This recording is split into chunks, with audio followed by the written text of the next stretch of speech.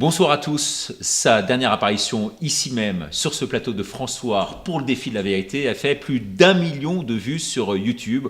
Autant dire qu'il est extrêmement populaire aujourd'hui. Professeur Perronne, bonjour. Bonjour. Je rappelle que vous êtes professeur en maladies infectieuses à Garches, à Paris. Vous venez de rééditer un livre qui s'intitule « Y a-t-il une erreur qu'ils n'ont pas commise ?» Pourquoi cette réédition ? Alors, c'est le même livre qui est en format livre de poche, parce que le livre a eu beaucoup de succès, donc il a intéressé le livre de poche. Et ce qui a changé pour l'instant, c'est juste l'introduction, une introduction de plusieurs pages qui actualise un petit peu ce que j'ai dit dans l'édition qui était sortie au mois de juin. Alors, dans ce livre, c'est intéressant d'en reparler, là, aujourd'hui, il y a notamment 11 mesures. 11 mesures iniques prises par le gouvernement. Alors, on peut les détailler, ces mesures qui commencent notamment par le masque. Alors, le masque, effectivement, a toujours été justifié pour des personnes qui ont des symptômes. On le recommande dans la tuberculose, dans différentes infections respiratoires. Quand un malade tousse et qui crache, pour ne pas disséminer dans la pièce, dans l'atmosphère autour de lui. Et pour les personnes qui sont en contact étroit, en premier lieu, les soignants. Quand un tuberculeux vous crache dessus, c'est bien que le tuberculeux ait un masque pour ne pas disséminer dans la pièce et que le soignant ait un masque. Donc il y a des règles qui existent depuis longtemps, comment utiliser un masque. Et c'est tout à fait justifié dans certaines circonstances. Maintenant, ce qui me semble totalement ahurissant, c'est que ça fait des mois et des mois qu'on oblige, vous vous rendez compte, on oblige sous peine d'amende des Français à porter un masque dans la rue, ce qui n'a strictement aucun intérêt. Et si vous regardez, même l'OMS quand même, l'a écrit encore il y a quelques jours en disant le masque est totalement inutile chez quelqu'un qui n'a pas de symptômes. Et pourtant, notre ministre, notre gouvernement continue à nous imposer le masque et l'impose aux enfants, ce qui est terrible, parce qu'il y a des études qui montrent que les enfants peuvent, peut-être avoir un peu de virus, mais ils ne sont pas des gros transmetteurs, ils sont rarement malades, et en tout cas, à part quelques formes exceptionnelles, ils n'ont jamais de forme grave. Donc voilà, on impose le masque comme un dogme pour nous bâillonner, je dirais, mais ça n'a aucune justification scientifique. Et il y a même une étude au Danemark sur des milliers de gens qui a comparé les gens qui portaient un masque, pas de masque, il n'y a pas plus de contamination dans le groupe qui n'a pas de masque. Je ne dis pas que je ne suis pas un anti-masque, le masque a des indications précises que j'ai dit tout à l'heure, mais le masque en population générale, surtout dans la rue, n'a strictement aucun intérêt. Alors, vous parlez des masques, vous parlez des tests. Bon, on va pas éplucher toutes les mesures les unes après les autres, sinon on y sera encore demain. Vous parlez surtout de la chloroquine et du protocole Raoult en disant que finalement, la moitié aujourd'hui de la planète s'est ralliée véritablement à cela. Et c'est pas moi qui le dis. Maintenant, depuis que j'ai écrit le livre au mois de juin, maintenant il y a plus de 100 études dans le monde qui confirment la superbe efficacité de l'hydroxychloroquine, de l'azithromycine qui même seule marche bien. Maintenant, il y a des nouveaux médicaments qui marchent, il y a l'ivermectine, il y a des études randomisées, parce qu'on nous dit, si l'étude n'est pas randomisée, c'est-à-dire qu'un tirage au sort... en comparant des groupes de patients, ça n'a pas de valeur. Là, il y a des études randomisées publiées. On dit non, ça ne vaut rien. Il y a des études qui montrent que quand les gens prennent de la vitamine D, il y a une réduction de 50% de la mortalité chez les personnes âgées. Le zinc aussi qui joue un rôle. Donc maintenant, il y a plein d'études publiées et je n'arrive pas à comprendre comment la communauté scientifique... se met le masque sur les yeux parce qu'il refuse de reconnaître cette évidence scientifique. Où sont les scientifiques aujourd'hui ? Où sont les scientifiques aujourd'hui ? Je ne les vois plus. Ça, c'est effectivement la grande question que vous posez à travers ce livre. Et notamment, il y a tout un passage, moi, qui m'a vraiment surpris sur le « certains savaient ». Alors, sur le « certains savaient », vous avez notamment Buzyn qui est épinglé, on le sait. Elle aurait dit, Buzyn, elle l'a dit, pas elle l'aurait dit, puisque ce livre est extrêmement bien sourcé. Du reste, on en parlait, il fait 220 pages, mais il y a 40 pages de sourcing dedans. Donc tout ce que vous avancez comme argument, vous l'attestez à travers justement tous ces points. Sur ce point, je suis content, parce que quelquefois, vous avez vu des gens qui ont critiqué le livre à la sortie en disant c'est un ramassis de fake news, mais... Tout ce que je dis, je fais parler les gens, je fais parler les ministres, je fais parler telle autorité, telle personne dans les autorités. Et ils disent tout et son contraire, quelquefois à quelques semaines d'intervalle, mais c'est eux qui parlent, c'est pas moi. Moi, après, je commente et quelquefois, avec un peu d'humour, je m'étonne, mais c'est pas moi qui dis, c'est eux. Et tout ce qu'ils disent est sourcé. Et d'ailleurs, si j'avais dit des bêtises, j'aurais été attaqué en diffamation depuis le mois de juin, ce qui n'a pas été le cas, parce que je n'ai diffamé personne. J'ai fait aucune atteinte au code de déontologie, contrairement à ce que certains essayent de suggérer au Conseil de l'ordre des médecins. Je pense que le Conseil de l'ordre des médecins est intelligent et va voir que c'est des racontars et que je n'ai attaqué aucun médecin, personne. J'ai toujours été très respectueux des médecins généralistes, des spécialistes, mais j'ai le droit en tant que professeur des universités de dire ce que je pense. Ouais, ce qui m'étonne, moi, à travers vous et à travers les différentes rencontres qu'on a pu faire ensemble, c'est ce détachement, finalement, aujourd'hui, que vous avez sur les choses. Alors, je ne sais pas si c'est vos côtés médecins qui vous poussent à cela, mais vous avez vraiment à la fois un discernement et puis vous prenez les choses avec un maximum de recul et vous venez de le dire avec ironie parfois. C'est une défense pour vous ? Oh, c'est pas une défense, c'est que moi je constate les choses, je suis un scientifique, j'aime que les choses soient démontrées. Maintenant, on voit qu'il y a tout le système de la science était complètement corrompu avec l'infiltration de l'industrie pharmaceutique, les conflits d'intérêts, même les grands journaux. Vous savez, dans mon livre sur la vérité sur la maladie de Lyme que j'ai publié en 2017, je disais déjà que les très grands journaux médicaux étaient corrompus, avaient publié des données fausses sur la maladie de Lyme avec des influences financières, etc.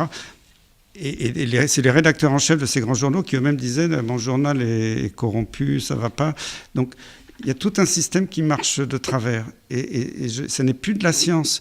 Et malheureusement, beaucoup de personnes qui n'ont pas fait beaucoup de science, à part publier pour des molécules de l'industrie pharmaceutique et qui se considèrent grands chercheurs, m'attaquent. Mais moi, quand on m'attaque, je dis « je suis prêt à un débat avec vous ». Mais arguments scientifiques contre arguments scientifiques. Ils se débinent tous. Tout ce qu'ils savent dire, c'est Perron est un complotiste. Parce dire que je suis un complotiste, c'est qu'ils n'ont plus aucun argument à m'opposer.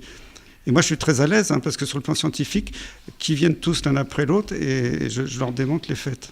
Mais ça, on le sait, on le voit, et vous le dites, les firmes pharmaceutiques sont véritablement aujourd'hui, je dirais, en quête de recherche, donc en quête de talent, en quelque sorte, et jettent leur dévolu sur certains médecins qu'elles ont réussi à identifier. Mais il y a 20 ans, c'était déjà comme ça, mais il y avait plus d'éthique dans l'industrie pharmaceutique. Moi, ce qui me fait plaisir aujourd'hui, c'est des anciens de l'industrie qui sont à la retraite, que j'ai connus, qui étaient comme des gens honnêtes, peut-être qu'il y avait un peu déjà de corruption dans l'industrie, comme partout, mais c'était encore modéré.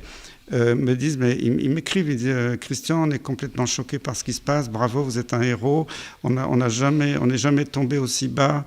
Et c'est des gens de l'industrie pharmaceutique au plus haut niveau, les anciens PDG, les anciens responsables de la vaccination dans les plus grands laboratoires du monde qui me l'écrivent aujourd'hui. Alors pour l'instant, je ne vais pas les citer parce qu'ils m'ont écrit à titre personnel, mais ils sont profondément choqués, c'est-à-dire qu'il y a une dérive considérable. Et d'un petit peu de corruption de base, comme on a vu partout, c'est devenu maintenant une gigantesque industrie. Et ça, c'est pas normal. Est-ce que votre rôle aujourd'hui, on va y revenir justement avec la décision de justice dans un instant, mais est-ce que votre rôle aujourd'hui, qui consiste à faire autorité dans ce milieu de la médecine, d'être un scientifique de renom international aujourd'hui, vous permet de tout balancer en quelque sorte ? Moi, je balance pas tout, je donne des faits.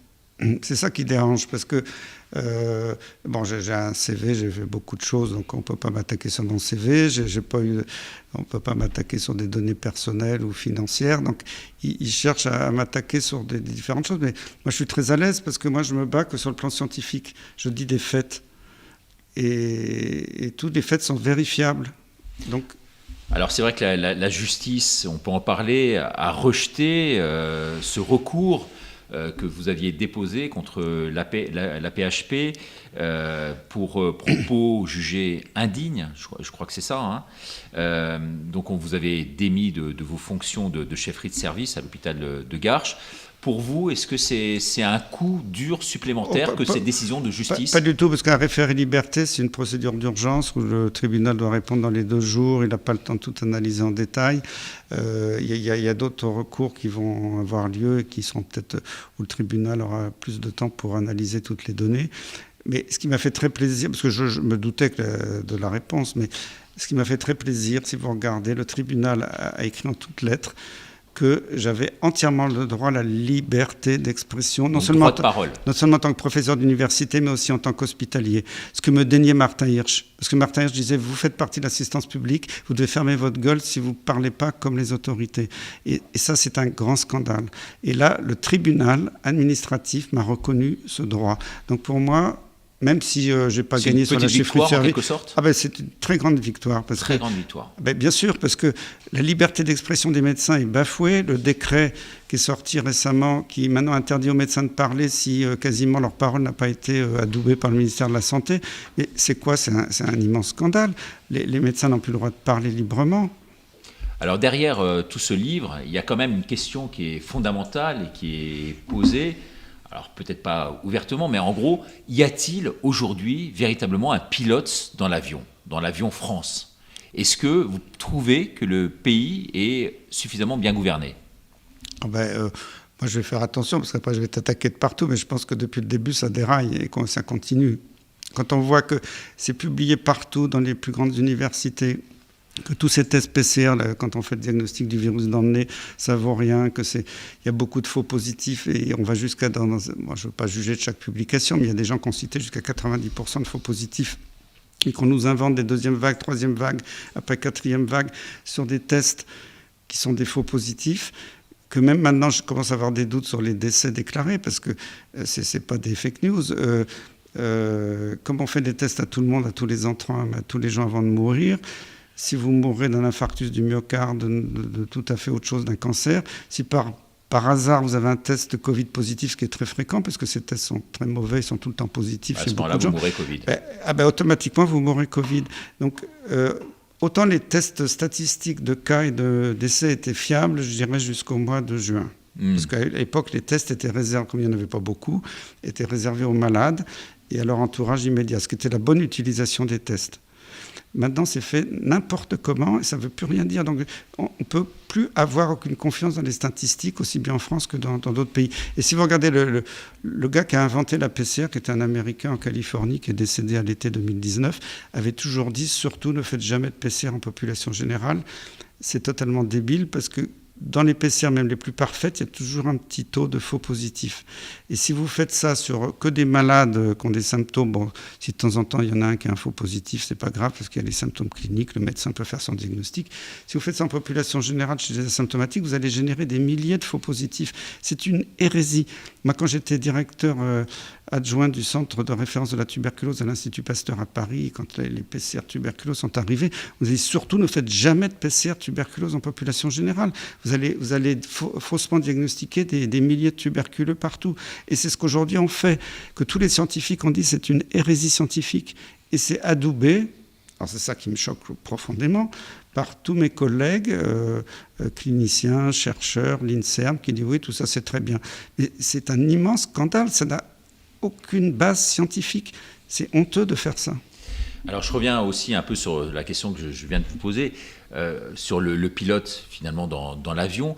Dans votre livre, vous n'en prenez pas directement, je dirais, vous ne ciblez pas en tous les cas le président de la République. Mais vous dites, on est en guerre aujourd'hui, comme à l'époque, en parlant de Gamelin, vous dites, en fait, il s'est entouré de personnes autour de lui qui ne sont pas suffisamment compétentes. Et notamment le comité scientifique.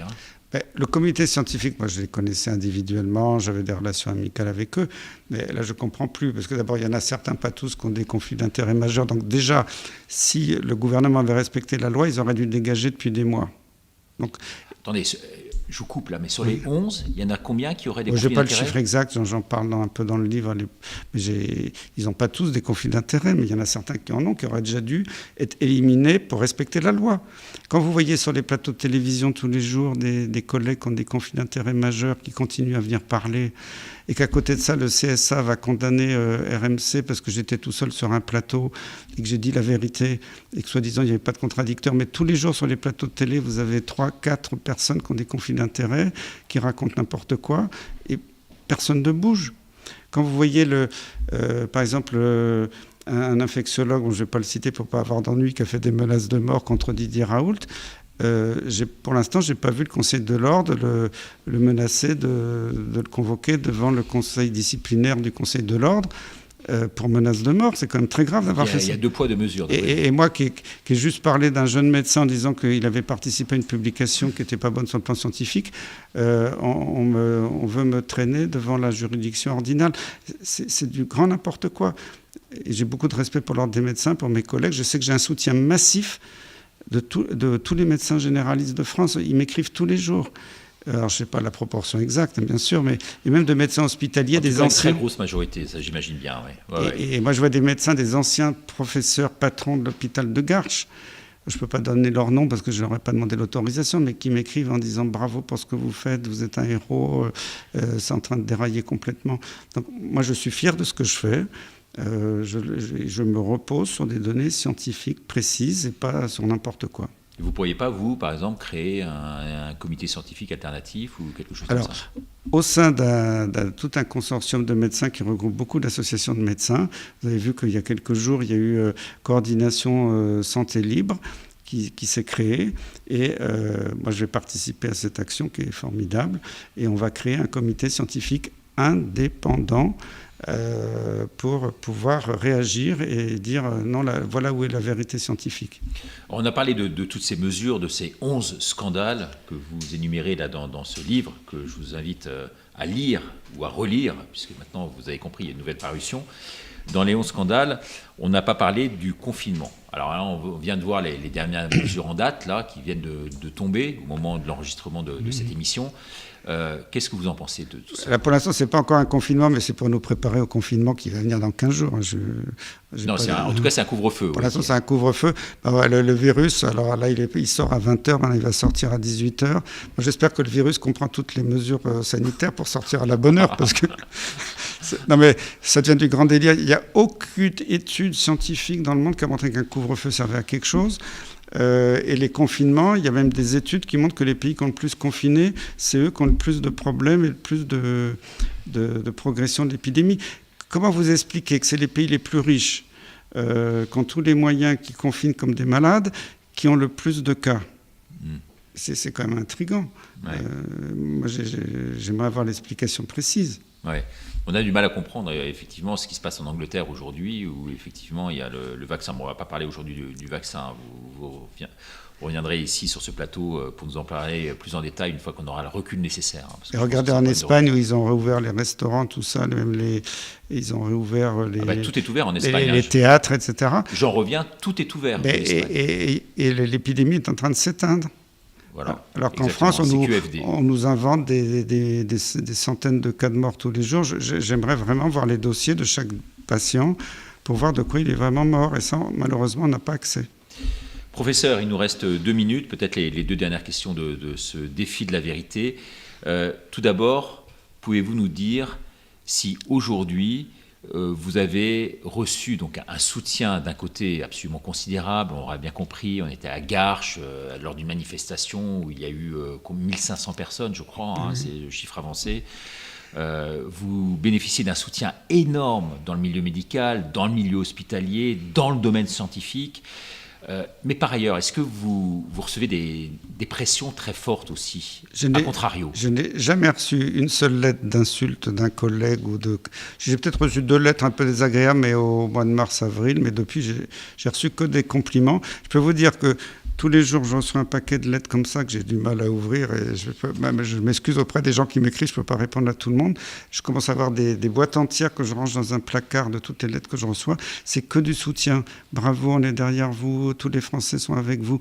Donc je sais que j'ai un soutien. Et là-dedans, il y a beaucoup de médecins généralistes, également hospitaliers, des professeurs d'université. Malheureusement, ils ne le disent pas publiquement. J'espère que je fais un appel pour qu'ils le disent publiquement, ça m'aiderait. Je ne peux pas les citer. Et pourquoi cette omerta? Ils ont peur. Mais peur de quoi? Ils ont peur pour leur carrière, ils ont peur d'être cassés par le Conseil de l'ordre, d'être traînés devant les juridictions. On vit dans un État qui est quand même assez menaçant aujourd'hui. En tout cas, merci infiniment d'être venu sur ce plateau. Je tiens vraiment à louer particulièrement vos mérites avec Xavier Azalbert, qui est le président de François, et que que vous connaissez bien. C'est vrai que nombreux sont les téléspectateurs à nous suivre aujourd'hui, suivre votre parcours, suivre vos émissions. Je parlais tout à l'heure d'1 million de personnes. C'est vrai qu'on a reçu un nombre de commentaires absolument considérable. Ces commentaires, on va vous les relayer, bien entendu. En tout cas, merci, professeur, de ce que vous êtes. Vraiment une sommité en la matière, une sommité mondiale.